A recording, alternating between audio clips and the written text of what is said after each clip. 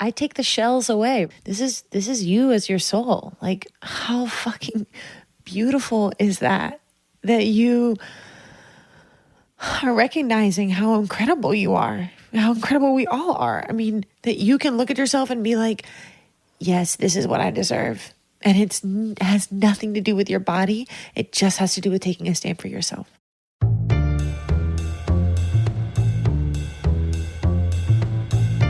Hey, I'm Allison Hare, and welcome to Culture Changers, the podcast that brings you unconventional wisdom by uncommon people. Together, we are shattering old paradigms to reshape our world and inviting you to make your own mark. You know that feeling when you go into a dressing room at whatever your favorite store is, and you take off your clothes, you put on those cute jeans. They looked adorable on the hanger, and you try and pull them over your thighs, and you realize that they start to squeeze right in the middle, and you notice cottage cheese that you never saw before. And then as you lean over to try and pull it up, and you see that your belly is hanging over the jeans like it never had before. It is the most horrifying experience. And what I've noticed is that you can be confident everywhere in life, but the mirror can reduce you to pieces. And this is where Lillian Charles steps in. Lillian Charles is my guest today, and she is a style therapist. Not a retail therapist, but a style therapist. She's a fitness instructor and a wellness and spiritual advocate. And honestly, when I think about Lillian, she is larger than life. Like, what she's doing is larger than I can put words to. She's actually causing a seismic shift in how we carry ourselves and show up in the world. I mean, think about all the clothes in your closet. They are expressions of you. The colors, the fabrics, the occasions, the memories, the shapes, the sizes, the bad dates. It's really triggering, right? And what if you could outfit yourself in a way where you always felt like the clothes that you wear are full of expression of who you are on the inside, and they totally fit your body, not just look cute on the hanger. So I have worked with Lillian, and I swear, I thought I knew how to dress for my body, and Lillian effortlessly changed it all up and taught me tricks I would never have known otherwise, and used a lot of what I already had in my closet. But beyond that, when I put on my clothes, I feel happy. Even though my body changes and definitely doesn't look like I did before I had kids, I feel happy because the clothes fit, they flatter, and above all, they just feel like me. Our conversation went so deep and so raw and thought-provoking, and I think she was the first person that cried on my show, which I'm sort of proud of. But honestly, this was one of my favorite chats I've had to date. And as I released this episode initially last December, I had so many people reach out to me as they were truly moved by our conversation and were just as entranced with her as I am. She is someone you just can't take your eyes off of. She is one of a kind. And before I get into our chat, I'm hoping you will do me a favor. Will you please share that you're listening to this episode on your socials and tag me? I am leveling up the content, the guests, and everything, and hoping that my favorite listeners, that's you, will help me reach people who are like you, people that have so much that you're passionate about and you're looking to make your own mark. This community is designed to stir you into action. So I thank you for your support and for spreading the word. Of course, I would love it if you could leave me a review on your favorite listening platform and tell me what you like about the show or what you'd like to hear about.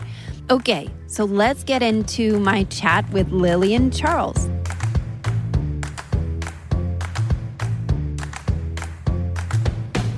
I wanted to take us to the moment when we are in front of a mirror in the dressing room and the words that we tell ourselves when our bodies are there in plain sight in the mirror. Or you try on something that used to fit and you have to squeeze your body into it. Yeah. It's an awful feeling. Yeah. Or even when you go into a retail store and somebody tells you to try on something that's like, it doesn't feel like you, but you say, you know what, let me try it on. And you get in that dressing room and you're like, ugh, I hate myself. Yeah. I think there's more raw vulnerability with our clothes and our body. And we are here today with Lillian Charles. And Lillian is a style therapist, a spin instructor, a wellness advocate, and a Stella and Dot representative. Oh my gosh. I like forget about that because I haven't had a trunk show in so long. But yes, all of those things. But I think that you were recently, I'm so glad you're here. Thank you for being here. I'm so excited to be here. Thank you. And recently you were on Megan Armstrong's new podcast called 6 Feet Above. Is that 6 right? Feet Above, yeah. And she said something to me that perfectly personified what I know of you. And she said, Lillian Charles, you cannot be tamed. And I thought, oh my God, that's her. You know, like I watch your Instagram and I cannot take my eyes off of you. Like who you are in the world is this unbelievably bright light. And what I thought about was your experience of a child of feeling like you could never fit in a box because you were too big and bright. Yeah. And I would love to know if you would be willing to share what that was like growing up as somebody that didn't always fit in a box and people, not your family, but people were telling you too much. Yeah. And what did that mean? Yeah. Well, gosh, there's so many things I want to say to that. First of all, I'm such a fan of yours and I'm so thankful to be here. Thank you. I really appreciate it. Second of all, I know we're both Enneagram fans. Yes. Yeah. So what is yours? I would love for you to guess. 4? Absolutely.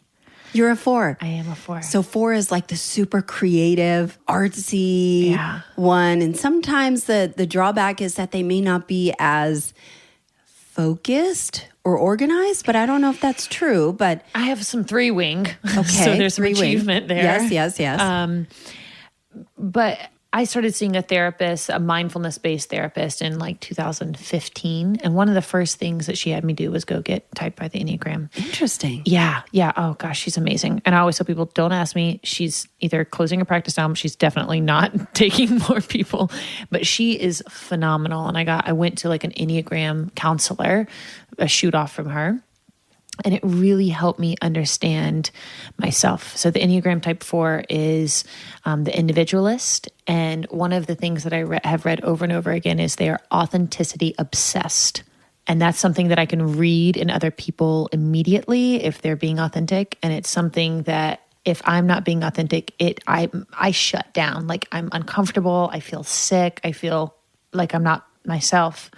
So that has helped me really accept this. Like, you don't fit inside of a box because you're you. Can I pause for a second on that? Yeah. If you're getting this visceral reaction that this is not where you belong, it feels to me that that's something you're open to. Whereas I think that we as people generally will shut that out.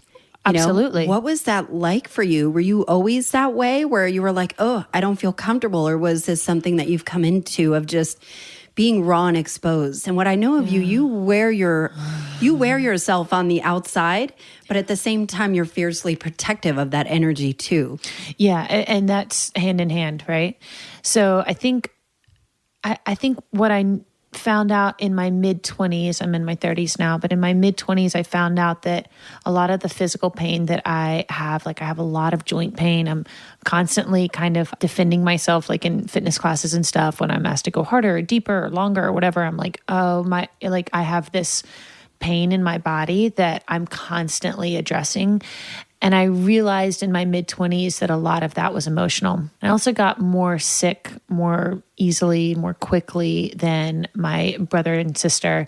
And I think a lot of that was emotional too. And I've gone to the chiropractor sometimes and said, like, I don't feel good and it's emotional. And so I've definitely learned to listen to my body in the last... How did you know that though? How did you know it was emotional? Because it was nothing else. And I come from a family of medical professionals, and, you know, I got tested for rheumatoid arthritis and different joint issues and ligament issues. And I've had MRIs and x-rays and ink blot tests on my joints and stuff. And it's all on my left side, which is my feminine side, is the feminine energy side. And so I've started to, and from this mindfulness-based therapist, she started saying, where does that show up for you when you have that conversation? And that's something that I pay such close attention to for myself now, but it's a very easy question for someone that has never done any kind of energy work, has never done any kind of exploration with the chakras or anything, like just to say,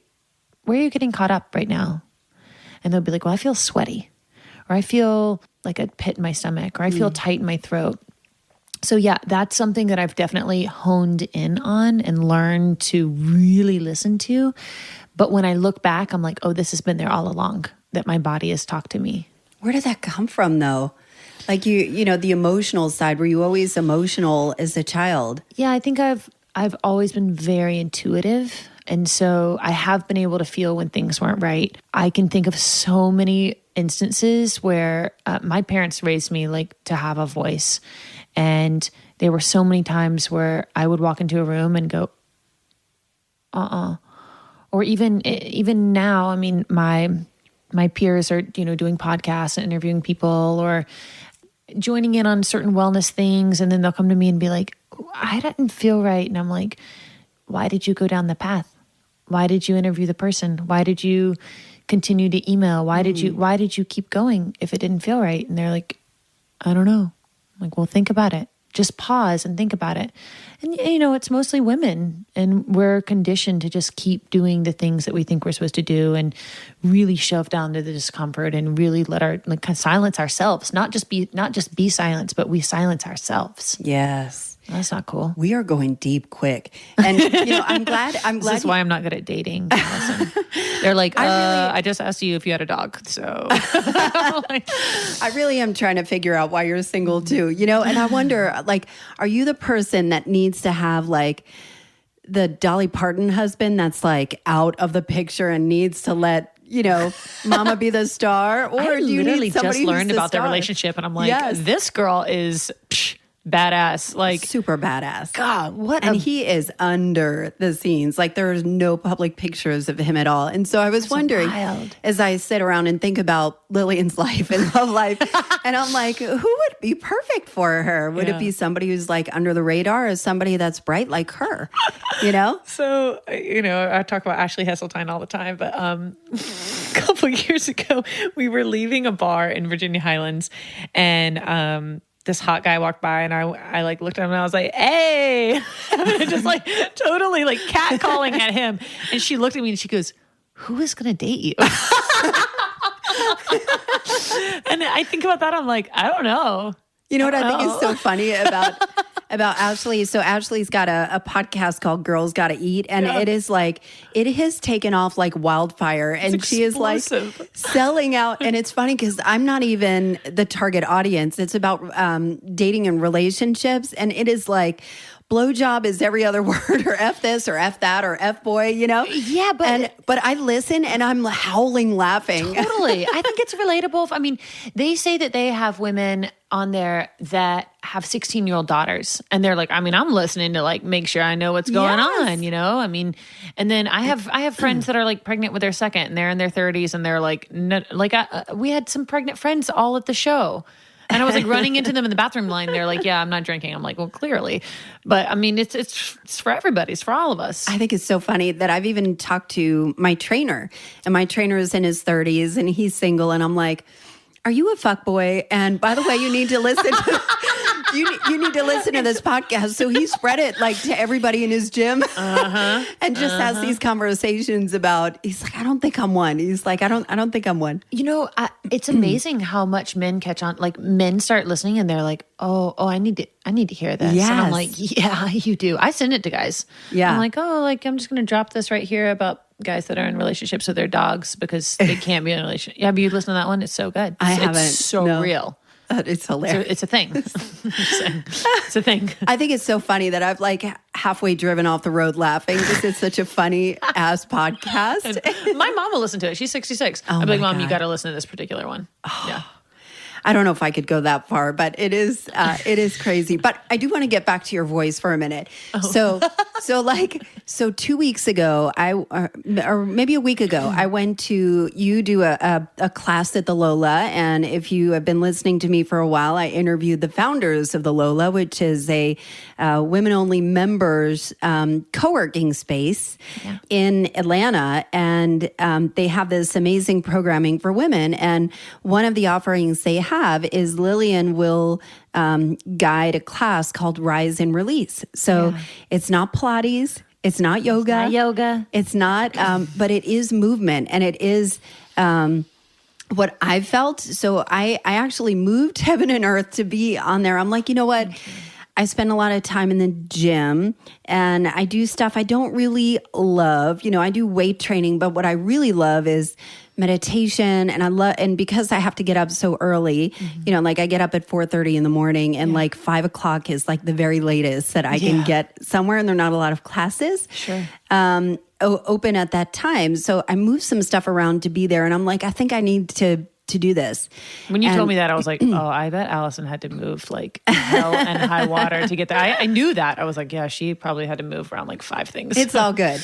It's all good. It was worth it. But one of the things that I noticed, so I am a public speaker, you know, I have a broadcasting background, and there are times when I'm speaking where I know it is not me talking. It is something divine coming through, and I know that I have captivated the audience. And I felt that so strongly from you.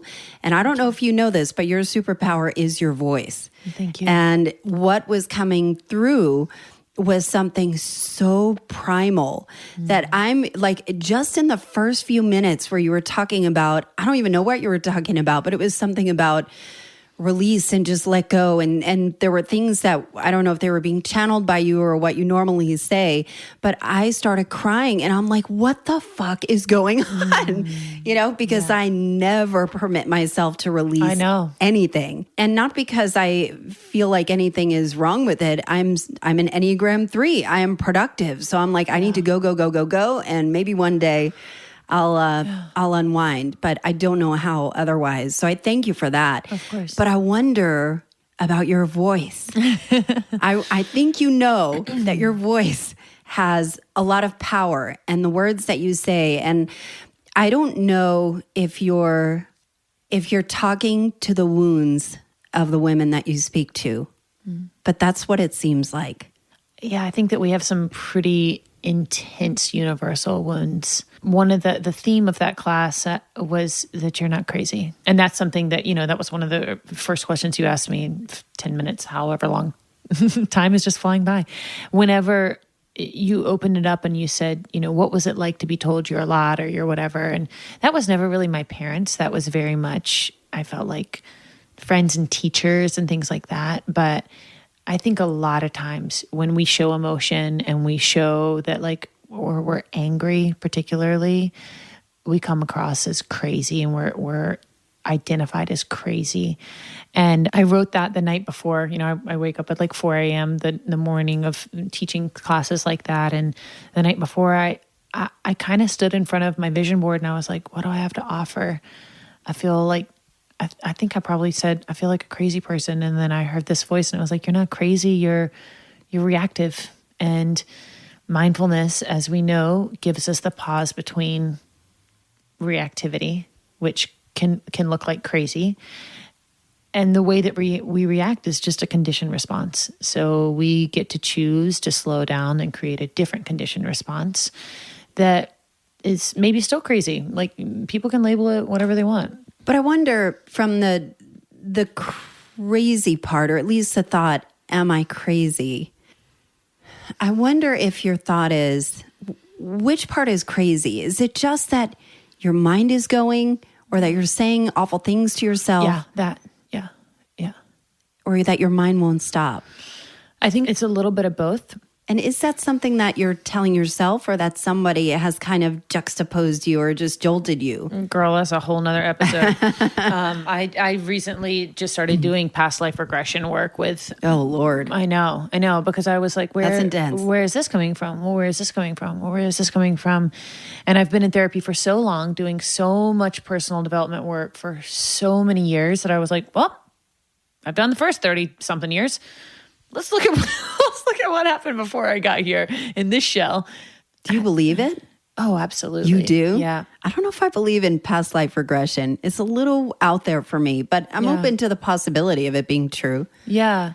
Yeah, I think I just don't know that I would invest my energy in believing it. Yeah. But I don't know. Yeah, I think that it's another tool, it's another mechanism for understanding yourself. I also, since doing it, I'm like, that basically I'm tapping into the subconscious, and I'm listening to the story that's being told there with characters that are coming up without me pulling the characters and placing them there. They're just there. And it's a very primal, very like, I don't know where this is coming from, but it's there. And it's in it's nothing. No one is telling me in these sessions like, okay, and then this happened to you, and then this happened to you, and do you believe that, and do you believe this? It's really like you kind of go into the subconscious level of yourself, and she asks questions, and you kind of. I'm so visual. Afterwards, the woman was like, "You were painting pictures like they were happening." And I was like, "That's how they were appearing to me." Was very, very like. Present moment. Do you have psychic tendencies? Like, do you see things? I do. Yeah. You do? Yeah. Kelly Knight is like my homegirl. Yeah. Well, I remember when you asked me to like a tarot card reading or something, it was like years ago, and you were like, you seem like you'd be into this. I was like, and at that point I'd never even, I'd used the first like kind of psychic healer in 2013. And it's someone that my parents have used since before we were born, that they've never met, that they use over the phone. And your parents are medical background, but they have been kind of... They're like meta as fuck. Right? Like, are they like hippie mind a little bit? Yeah. My dad has been going to meditation retreats and yoga retreats since the 80s. They did yoga together in college. Who did that back then? Them. And then my mom like goes to 6 a.m. yoga every single day of the week. It's like her practice. God bless her. I know. She's done like the 100-hour yoga meditation teacher training. My dad is an MBSR trained meditation coach, which takes a lot to uphold. Like you have to do a lot of stuff throughout the year. And then I grew up Presbyterian, but the neighborhood that I lived in was a spiritual center. So it backed up to a natural preserve of protected forest where people would go on their like spiritual journeys. Wow. So I got a little bit of everything in the background. You have had the most interesting life. And you know what I think is funny? I was thinking about the am I crazy thing. And I remember when I was dating, and I remember, like this is back before you swiped whatever, left or right or whatever. Sure. Up or down, I don't know. And horizontal now. Right. And so I remember some guy that I met online or whatever was calling me. And I remember I was walking around in the Target in Cobb. I don't know why I remember it. Yeah. And he kept saying, you're so high energy. You're so high energy. And then I would like ramp up like, I'm not high energy. Why do you think I'm high energy? Like it was a really weird thing. And I remember, I don't know why that was such a kind of a visceral experience, remembering, what it feels like when somebody is telling you something that you don't really feel yourself, but that's how they perceive you. Yeah. But then at the same time, you're like, this is not the person for me. That makes me feel like I'm backed into a corner that doesn't feel right. Totally. Yeah. And so that's why I was thinking about you with feeling crazy or feeling like you were too much, or people might have said, dial it down or tone it down. You're a lot. And I'm like, thank you. But I feel, and again, I'm not dating you. And it's okay. No one else is. It's okay. But I actually feel like when I'm in your presence, you are very channeled. And the words that come out of your mouth aren't very flippant. They're very intentional. And that I think you're like perfectly channeled, not like too much, but I feel like it's you have a purpose and it's serving. others. And I want to talk more about your experience with wardrobe styling and with wardrobe consultant and not retail therapy, style therapy. Yeah. Because I saw in an interview where you said something like, I want to know the stories of the wardrobe. I want to know why you bought that dress, why you bought something. And I remember cleaning out my closet. It was only a few years ago, and I've been with my husband for 10 years now. And really? He's just, my husband, he's just the most amazing man. I'm very, very, thank you. I'm so, so grateful for him. But before that, I mean, it was a fucking hot mess, right? Sure. So I was the quintessential single girl for 5 years. And I remember cleaning out my closet, and I would have things that were super bright, super tight, super short. And each one of them had like a date I was going to with like some guy I didn't like, you know? Yeah. And it was almost like a graveyard of bad dates, just pulling out these outfits that were like super over the top, or like, you know, I love like the showstopper clothes. Yes. But they were like expensive, ill-fitting, didn't make me feel great, and something I could never wear now. Sure. And they had so much emotion to it. So I want to know about the stories that you've been able to experience through your clients, through the people that you work with, and the stories that you tell yourselves, the ones that are bad and the ones that are good, and how do we process that in a way that we can heal? Yeah. There are a couple different, like, not prototypes, but almost... there are a couple different scenarios that I see most frequently, right? So one of them is that someone has gained weight and they have clothes that no longer fit them because they don't, you know, they're just, whether they've had children, their body's changed, they've gone through surgery, something has happened and they've gained weight. And they hold on to these clothes. And I ask them honestly things like, do you plan on having another child? And I know that that's to walk into someone's house and never having met them before, and you meet online, and you walk into their house and they're naked, and you know, they might say like, well, we're going to try. And I'll say, okay, well, you know, let's hold on to this for this or that. But oftentimes people are like, I know I'm never going to be that size again. And I look at them and I'm like, why do you have this in your closet then? And it's kind of like, you know, it's like keeping a molded piece of bread in your kitchen and being like, I'm never gonna eat that, but it's wrapped in plastic, so it's not gonna affect me. And I'm like, yeah, but you still have to look at it and see it, and it's molded. I honestly think that some people intentionally punish themselves by keeping things like that in their closets. That's what I'm thinking about, the shame, because I think of the price tag for what I paid for. So, you know, I had a big date and I spent $160 on a dress and whatever on the shoes and the jewelry just to have myself looking tight. And it ended up like not really, total just flop. Slightly misfit, you know, and, you know, it's too late to return it. And I feel... there was such an attachment to that. So how do you unravel that for people? So one of the things I do with the fitting thing of like, oh my gosh, that was 20 pounds ago or whatever. If they're like, no, I want to get back to that weight. I say, you know, okay, well, let's table that. And then present moment, if your closet looks like every other piece or every 4 pieces is one of those pieces that you're like, no, I can't get rid of that. I say, just take those pieces out, put a ribbon or a rubber band around them, and just call it your not right now pile. Because there's just really no reason to be punishing yourself every single day, every single time you get dressed. I mean, it's something that we have to do every day because society does not allow us to run around naked. It's illegal. So you have to do it. So that not right now just gives you the permission to go, okay, I'm not going to punish myself every single day, every single time that I look at that, because there are other things to concern yourself with. There are. But I feel like your therapy is not, it's not. And I want to make sure that people know that I'm not a counselor. I don't have a master's in counseling. I was a women's studies major.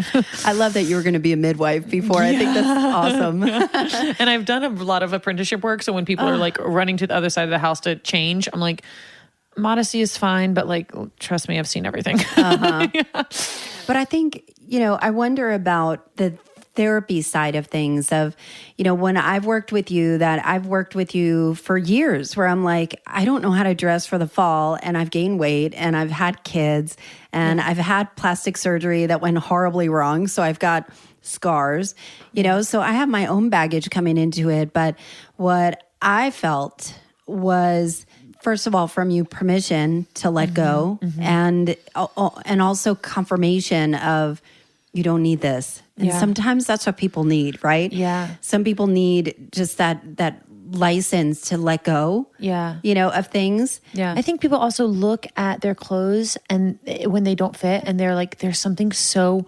horribly fucking wrong with my body because this doesn't fit anymore. And I'm like, or maybe it's just the garment. I mean, what I have to say hundreds of times a day, I feel like, is there's nothing wrong with your body. You're choosing the wrong things. You know how popular avocados are? They're pretty popular. They're for white girls especially. Yes, they're on t-shirts, they're on socks, they're on everything. They're on bumper stickers, they're on Instagram. It is a white girl millennial thing. I am very allergic to avocados. And I'm not beating myself up or my body up about the fact that I cannot eat avocados without a visceral reaction. Right. Why are we beating ourselves up over things that we can't wear? But and I know I've asked you this, and I'm dying to figure out how to give myself permission, but the dressing room mirror, it is unforgiving. And how do you coach yourself in that moment when you see those cute jeans and they look adorable and they're your size and you put them on and you're like, fuck, I can't walk out with these. Yeah. So what do we need to know? Yeah. Well, one thing that I want to really drive home is that people look at my body and they're like, oh, you can fit in everything. You can do it. I am going to do an entire whole project of all the shit that looks really bad on me because there's plenty. I have those moments too. I walk into places and I put jeans on and I walk out and I make it all about the garment. And I know a lot of people in all the retail places where I take people, they're like my coworkers almost. So I'll walk into Madewell and there are certain things that I'll walk out and I'll rip the dresser curtain back and I'll be like, what the fuck with these jeans, And I make it completely about the garment because it is. Because the next two pair I could put on and they could be perfect because they're the right fabric and they're the right cut and they're the right fit. And then this organic cotton that doesn't stretch and they're sustainable, whatever. And I literally cannot get a thigh in there 3 sizes bigger than what I normally wear. That's not about me. This is just the wrong pair of pants. You know what I mean? And I do have those moments in the dressing room where I'm like, this looks nothing like the mannequin, the photos.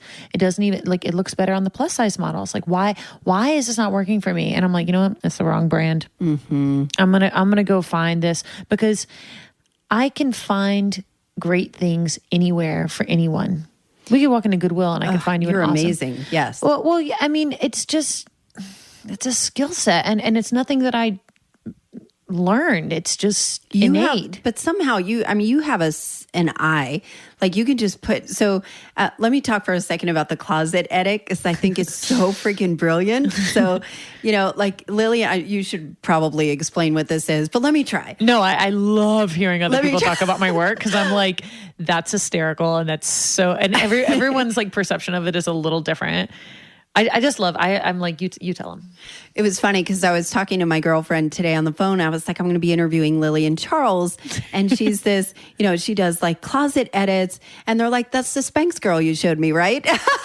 Because I've been so obsessed with this Instagram video. So I don't care if you don't like Lillian or this is not your thing. Follow her Instagram account and just watch her Instagram stories for how she styles. So I also don't care if you like her. But how you style clothes, I think is so freaking brilliant. And what you put together for it is amazing. And so that Spanx thing where you showed a tutorial, this Instagram, it's not a story. What are they called? Instagram Live? No. IGTV? IGTV. Yeah. So where how to style Spanx leggings, the Moto leggings or the liquid. Gosh, everyone was faux leather so ones. I have no idea how to do this. I don't have it. And I was like, well, this is obviously the thing to give the consumer what it wants. I sent it to everybody and tagged everybody. It was awesome. Thank you, Allison. But okay, so the closet edit is where Lillian will go in and she will take a look at your closet and you know, kind of pick the things that you like. Yeah. But she'll start pulling things together. So it might be something you haven't worn in 6 years, and she starts matching it with other things in your closet already. So you're not going out and buying a whole new wardrobe. Yeah. And it is like a brand new life. And what I think is Lillian's magic is not only can she put things together visually, but the shit makes you feel fucking fierce. You know, like it's all designed to fit your body. And if it doesn't, if it's something that doesn't have a good material or doesn't have a forgiving material, she's like, toss it out, honey. Give it to, you know, to Goodwill or Poshmark or sell it on Poshmark and just get rid of it. So it's almost like giving your closet a brand new life. Yeah. You know, without spending a ton of money. And like for me, the first time that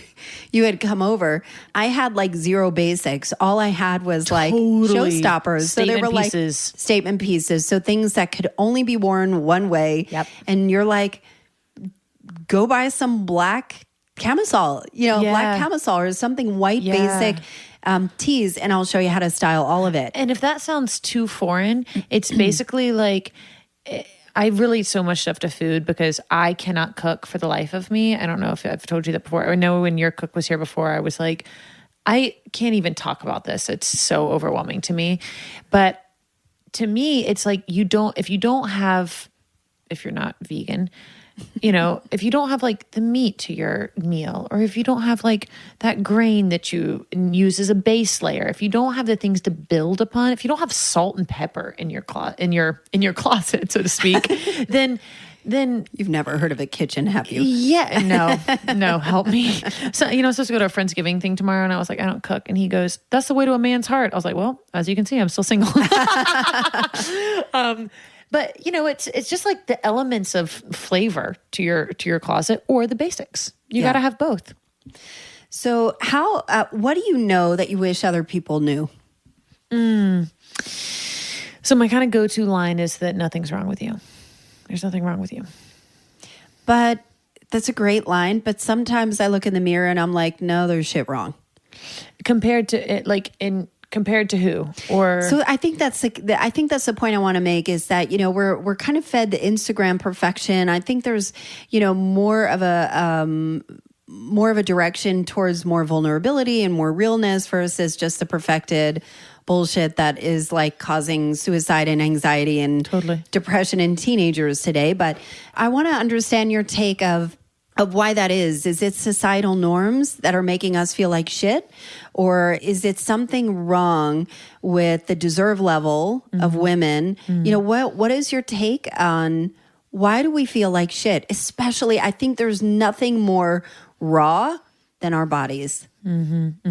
I will speak from my own personal experience with this kind of tag that I use. There's nothing wrong with you. And that's part of being an Enneagram type 4 is that you think that something is always missing and you are constantly consulting. Like it's a consultant mindset that there's something missing, there's something wrong. And it's very helpful for me in work, right? So I can walk in and go, this is wrong, this is wrong, this is wrong, this is wrong, this is wrong, this is missing, you don't have this. You're doing this wrong. I'm very good at that. But I have spent my whole life doing that to myself as well. This is wrong, this is wrong, this is wrong, this is wrong, this is missing, you're not doing this right. And I think that part of that is innate. Part of that is being a woman. Part of that is, you know, social media, obviously. But, you know, well before social media, you know, in high school, you walk in and you go, okay, well, I'm not the homecoming queen. I didn't get chosen for that. Or I didn't make that team. I didn't get chosen for that. Did you want to be the homecoming queen? No, I was never even close. Did you want, like, what were you like in high school? So it's interesting. I was similar, like in Atlanta, I have the most incredible friends. I don't have a friend group. So I have very like individual relationships with very intentional, amazing, badass, balls to the wall, like incredible women. But I don't have like a sorority. Your lion pack. Your lioness pack. No, I don't have like, oh, the 7 of us, we do everything together. We go on trips together. And I wasn't like that in high school either. I was an international baccalaureate kid. I drove 45 minutes out of district to go to a different public school and played lacrosse. I was a captain of my cheerleading team. I didn't start drinking until like spring of junior year, but I had a pretty shitty eating disorder. So I would drink on a completely empty stomach and just be like so sick after like 2 drinks. But I was similar to now in that I wasn't like this group mentality where it's like, oh, it's like me and my girls against you guys. It was always just like, who do I connect with individually? And I was a nerd and I studied really hard, but I was also on student council and I was the captain of the cheerleading team. God, that's so wild. So it was like this dichotomy that I always played. Too. Yeah, individualist. That I was kind of like, if it got like super cool, I was like, I don't really want that. Which is total Enneagram 4, you know, like if everyone started doing something, I was like, I'm good. And I'm the same way now. I just didn't know that it was like a personality type thing. I think that'd be amazing to go to an Enneagram therapist. Yeah. There's somebody I interviewed. If you haven't listened to it, her name is Adela Rafa, and she's this amazing therapist. But she talked about where you feel it in the body. Yes. And what that means. Yes. And she's amazing. Yes. And she's great with the bat. Like if you really want to get some shit out. Is she a Reiki? She does Reiki. I don't know why the name is escaping me. Yeah. And I'm going to think about it the second I move on. Yeah. But whatever. She's awesome. But I got Reiki certified in September level. I got my level 2 certification because I recognized that there were so many people holding stuff in their bodies.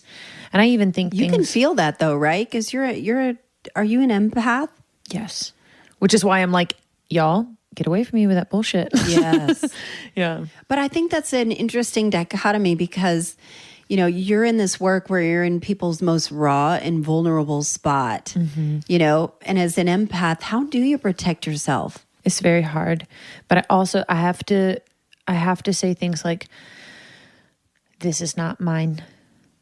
And I mean, I truly, when people, because honestly, Allison, some of the people that I work with are angry. They're angry with themselves. They're angry with their partnerships. They're angry with where they are in their work. They're angry with their bodies.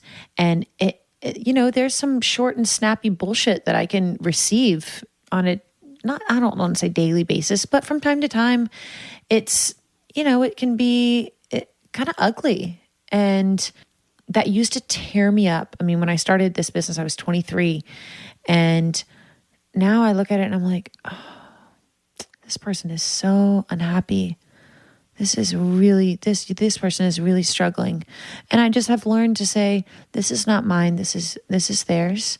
And I wrote a post about this recently.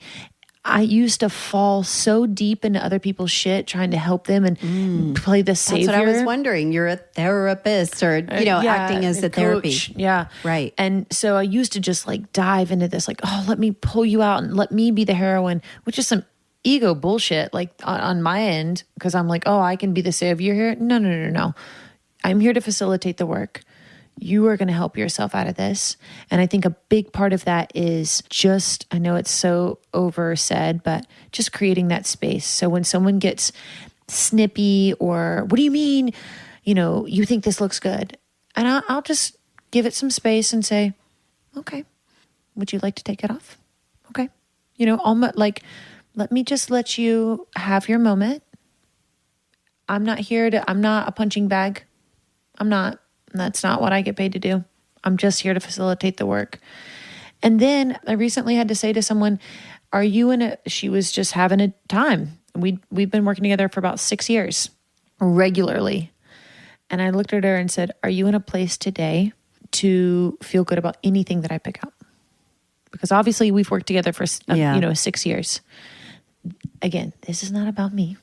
Are you in a place to receive yourself today? Just, yes, I'm fine. I know I'm being difficult. I'm fine. I said, okay, because, you know, if you're not, that's okay. That's okay. But I also think that's the point and the beauty of what you do is that you really push people to kind of look at what their own bullshit is and their own, I don't know that bullshit's the right word.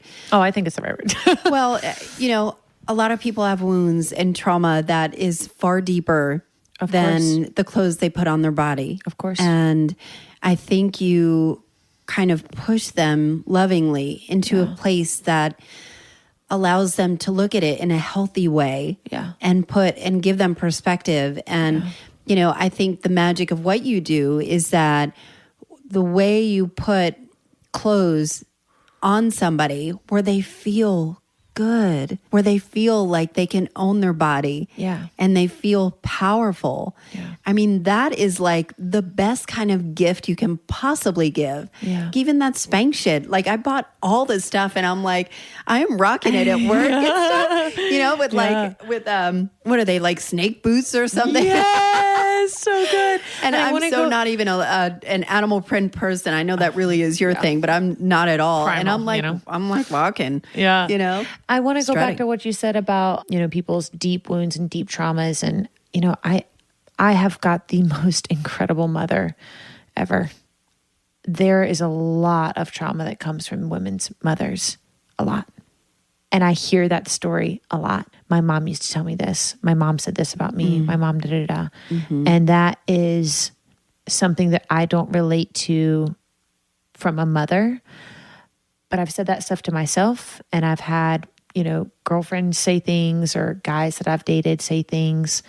And we just have to recognize that, again, that's not ours. That is about that other person. And it just takes this pause of, what is your truth? What is yours? Not what someone told you. What is your truth? What do you desire to feel? One of my dear friends recently was like on stage with Shaman Derek, and he did this thing where he asked people to feel certain things. He said, feel this, feel this. And when she told me that, I was so moved, because I do think that our minds are that powerful that we can do things like, I desire to desire myself. I desire to embody love. I mean, I have like just this like radiation down my spine. I desire right now to feel love. So you put yourself in situations that are very charged emotionally. Whew, yeah. Where do you feel the most joy? Where do you feel the most alive? With clients, it is certainly with the people that have the most trust. I'm talking deep trust, not like, yeah, I'll do whatever you say. Yeah, well, you're in charge. It's people that are like, I know that you wouldn't be doing this if you didn't know what you're talking about. And I feel this joy because it's a flow, it's a flow between the two of us. There's no like murky water. There's no dams in the way that the energy should flow between me and the woman. That to me, I mean, my heart just grows so big, definitely. And then I feel so much joy when I get to teach spin. I was about to say, like when I told you about the Rise and Release that I was crying, and you're like, girl, I cry on the bike all the time and I'm freaking teaching the class, Yeah. And I wondered what that feels like, because it seems like you are somebody that your skin is kind of on the inside out, and it must feel like joy for you must feel so intensely beautiful. Thank you. And I wonder where that comes up, because you have so many avenues of expression. Yeah. Not only your work, but things you're interested in. And Intentionally Gray. Tell me about Intentionally Gray. Well, first of all, thank you for seeing me. I feel so seen. Thank you so much. I also want to just hit on the fact that I don't even know how to describe what plays in my mind in terms of like these visions that I have. Like it's very... When I'm teaching, I'm talking and I'm counting at an 8 count, but I'm thinking these wild things like about expansion. It's about expansion. Is it almost like an active meditation? Yes, 100%. It sounds like a runner's high of what people would feel like. Yes. And so there are things that like, that was interesting. There's a light ring and it's changing colors. And I don't know if Chris is messing with it or that's kind of what it does, because all of this is all smart. it's so cool. Smart lights. I didn't mean to ruin your flow. No, that was awesome. You know, have you ever seen those like rowing machines that are water propelled? Yeah. So sometimes I'll feel like I'm on the edge of an idea while I'm spinning, but it's an idea that has nothing to do with spin, or maybe it's about work or relationships or something that I need to bust through. And all of a sudden I'll see my spin wheels as water that I'm spinning through, and the water is just getting like more and more like waves. And again, I'm like talking, counting, doing all this stuff.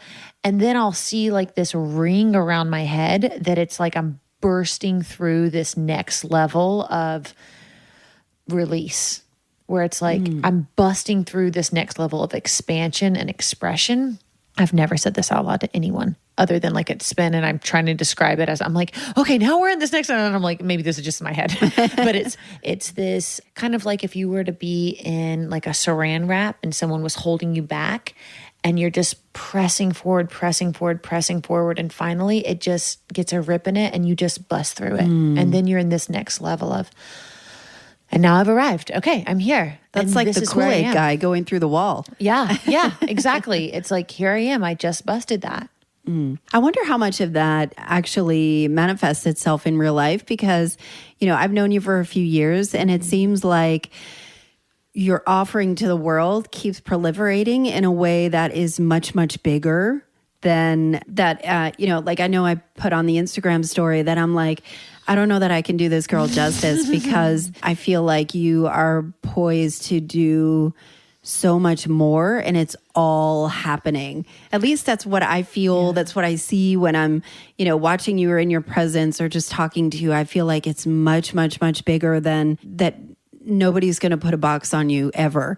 And that's a very cool thing too. Yeah. And I'm curious to know, like you talk a lot about energy flow. And I know that a lot of your business is also virtual, that you can help people all over. How does that translate? How do you do what you do virtually, if it is a closet edit or shopping? Tell me more about your offerings. Yeah, thank you. I'm back up for just I feel like this is a kiss ass. This is like an ass kissing session while you're here. Not even. I thank you though. I want to be very transparent and authentic when I say it is very hard for me to receive that. And I reposted your thing and I said, this is work for me. And so one of my best friends sat me down on Sunday night, and she lit my ass up, and she was like, you've got to start playing at the next level. And I sat and stared at my plate in the corner booth of this restaurant in Edgewood, and I was speechless, because Allison, is really hard for me to receive that. To be 100% honest. I wonder what your friend was saying, that you're playing too small. I wonder what she meant by that. Because what everyone else is seeing and the things you just described, I'm just living my life. But I wonder, you know, I know that sometimes I'm not asking for the kiss assness at all. I understand. I just want to be authentic, that like, I'm not out here like, yeah, I am the shit. There's part of me that's very confident in my ability to get things done and my work. But when it comes to people saying like, oh, you have so much love and all this stuff, I'm like, okay. You know, I mean, it's hard. It's work. I'm working on it. I relate to that on a level that I'm somebody that does not struggle at all with confidence. I am overconfident in a lot of areas, but there's some areas where I'm not at all, and it can take me down. And I've noticed on some of your stories, you'll say, you kind of level set like, hey, I'm not, people say that I'm always confident and just, girl power or whatever it is. Yeah. And I have my days too. And to me, I feel like that is obvious because of who you are, but maybe it is, that not everyone can see past their own nose. Yeah. Sometimes. And it's hard to, I don't know, maybe it's easy to do that, but maybe some of it is just embracing. Yeah. I mean, it's things like I told my therapist the other day, I said, sometimes when people hug me, I would say a majority of the time, I don't feel that completely. And I think part of that is because I'm doing so much work to protect myself from all the emotion that I'm constantly encountering, but it's things like hugs that I'm really trying to pause. I'm sure people are like, why is she hugging me for so long? And I'm like, just feel the hug. Well, maybe that's the tension though, that friction between, you know, the wanting to be giving and loving and protecting yourself. And maybe, I don't know, that, yeah, I get it. I mean, it's about how much I do feel. And there are parts of me that's like, be so careful not to receive XYZ, that it also shuts out the love, the compassion, the gratitude that other people have. And I really noticed that when I had 180 comments about my work. And I brought it to my therapist and I said, I looked at this and I thought this will be great for my business. And I did not. I mean, my chest is so tight talking about this right now. Like I looked at that and I was like, oh, I'm thankful for this from a business perspective. And my mom called me that night and was like, oh my God, did you see those things? And I was like, yeah. And so this is my work. This is my work right now. This is what I'm working on. And I just want to be completely transparent about that. But that sounds like, again, I'm getting the vision, and I'm much more auditory than I am visual. Sure. You know, like you're more visual. But now I see you busting through the saran wrap of just the acknowledgement of that. I think, you know, like the Brene Brown thing of just being in the ring and being dirty. Totally. And, you know, kind of doing the work. Yeah. And there ain't no shame in that. No. Who gives a fuck? It'll come. Yeah. It'll come. It's daily, man. It's a daily practice. You meditate every day, don't you? Hell no. You don't? No. Wow. No. You know what else I got from you from that Rise and Release thing that I really appreciated? What? So I'm a little bit of an asshole when it comes to meditation. Like, I think it's super annoying when I take a yoga class and then the yoga instructor's like, just close your eyes. And they have like, they're like super light. And I'm like, ugh, you know, like to me, I'm like, ugh. And then they read some quote out of a book and I'm like, this just sounds lame. Yeah. But I loved yours because you only had power and intention in your voice. So I'll tell you again, your superpower is your voice. Thank you. And you didn't dial it back and make it nice and soft at the end. It just was very intentional. And to me, I appreciated that because, you know, I respond to energy. I respond to movement. I really respond to voices. I'm very auditory, you know, and so I get completely lost in somebody's voice, you know, and the power of it. And I think there's also a quality of someone's voice when they're leading a meditation that is back to that, like, step into the arena, like come back into this space and quit leaving yourself. That's something that my mindfulness-based counselor, she's a PhD in neuroscience. Has a social working master's degree. I mean, she is just brilliant. And she knows how to talk to me. And she goes, sit your ass on that cushion. And she's not like, Lillian, don't forget that you really need to meditate every day. She's like, quit working your body so hard and start working your brain. Yeah. And quit fucking around. And I'm like, like, okay. I wonder if I related to you on that, on just the force and the power in your voice. And I think what you were saying was intentional and to me seemed like you were talking directly to me. Except I don't really think I'm crazy, but whatever. So tell me about, how do you scale your business? So it's very one-on-one in a lot of ways, but you're proliferating again, and you're finding these new ways to serve people. What does that look like for you? That is a really good question. It is something that I and that's part of what my best friend was saying on Sunday night. She was like, what is your mission? What is your mission? Yeah. I'm going to backwards answer this. Heath Ward, who was just on Meg Armstrong's podcast, he asked me the other day, what breaks my heart? And I said, what breaks my heart, obviously, like poverty, children without parents, all the things. But what gets me really, really, really down is people who do not see their full potential. Because if we were each living... That sounds like you. If we were each living in our full potential and not worrying so much about what other people were doing, what other people look like, if we weren't in such a rat race to be like one another when we're all in our own messy journeys, we could be more fully expressed, more fully aligned, more fully present with the people in our lives that are important. We would be doing work that is meaningful because it's what we're meant to be doing. We would be having tough conversations if we really believe that we were like fully worthy of being here and being ourselves. So my overall mission is to help people come back to the truth that they are worth whatever is in their soul and heart's desires. Like, what is in your DNA that you feel has to be said through you or moved through you. And maybe that's just, some people like dog the fact that there are stay-at-home moms everywhere in the South or anywhere. And I'm like, some people really feel called to do that. Mm-hmm. That's really important, really special hardest work. Job in the world. It's the hardest fucking job in the world. Or, when my parents got married at 23, my dad had gotten into law school and he was like, I'm not going to go, like 2 weeks before they got married. And my mom's mom said, well, what is he going to do? And she said, well, if he washes dishes for the rest of his life, he will be the best dishwasher. So being the best of whatever it is that you choose to be and not worrying so much about this, that, and the other on the outside.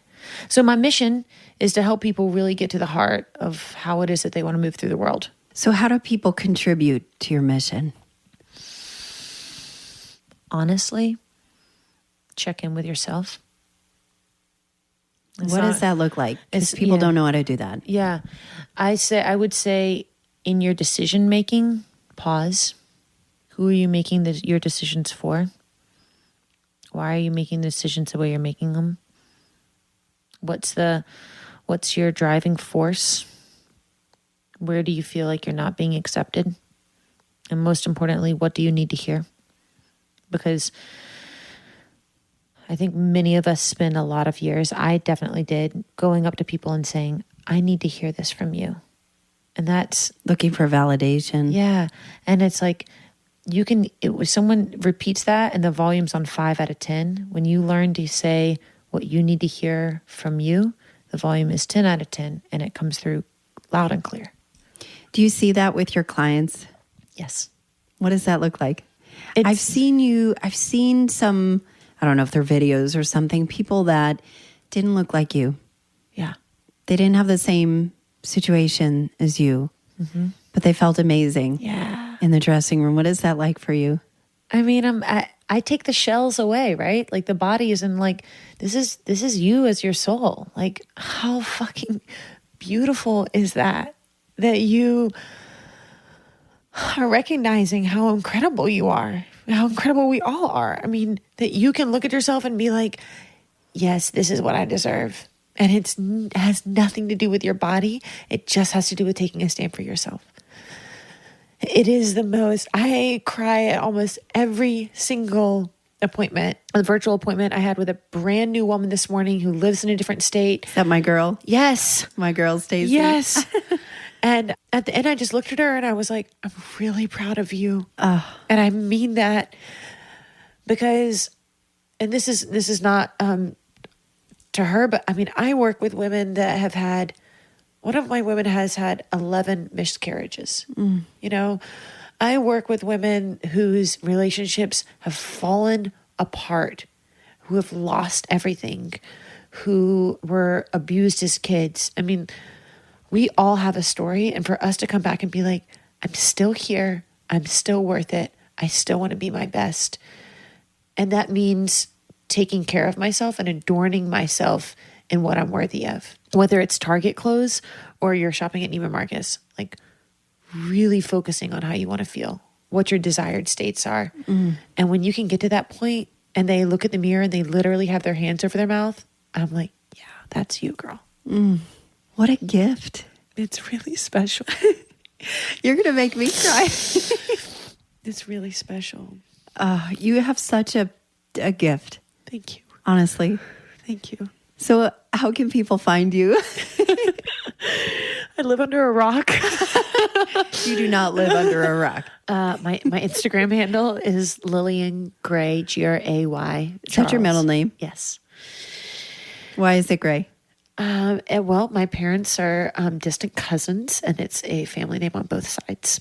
Oh my God. But I think it is weird. I know it's so fabulous. I'm like, look how weird I am. And then that's intentionally gray is very much about like being in this gray zone and being okay, like not jumping from one thing to the other and being like, I have to do this. I'm going to move to a different city. I'm going to start my life over. It's like, you know what? Just like swim around in the gray zone for a while. Like people think it's such a bad thing. I'm like, no, it's discovery, you know? It's just discovery. So I love that my middle name is Gray because intentionally gray is being myself, helping other people learn how to be themselves, and like taking the time to do the work, like get in the arena in this gray zone. And like, it's okay if it's murky for a while. That's what it takes. Really.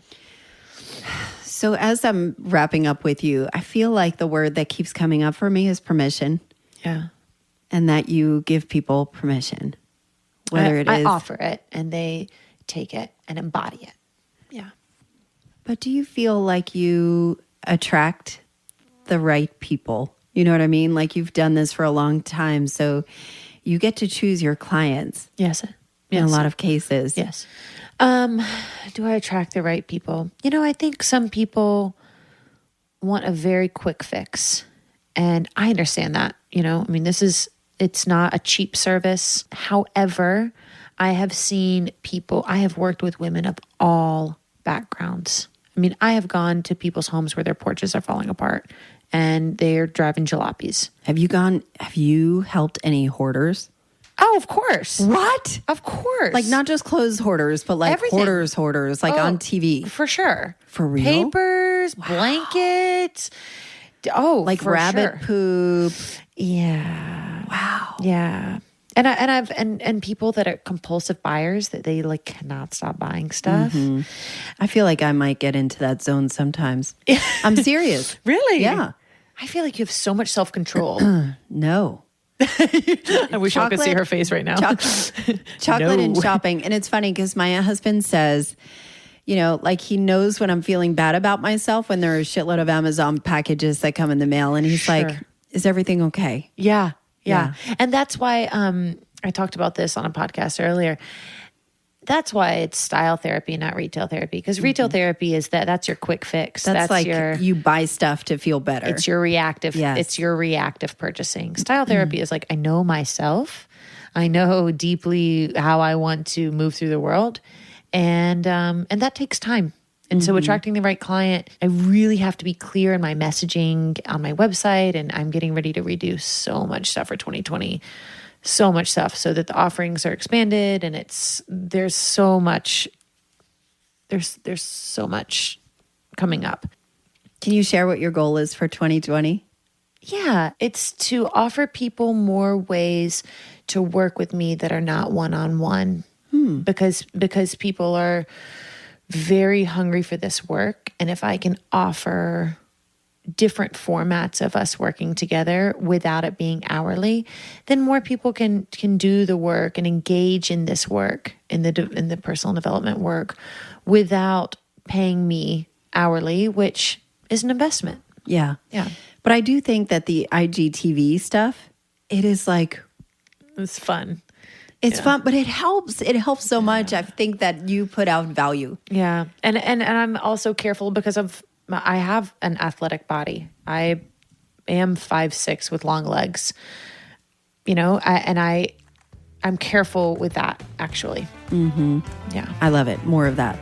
More careful, more caution. No. Oh, more IGTV. more tutorials of how to style shit. Yeah. Well, thank you so much, Lillian.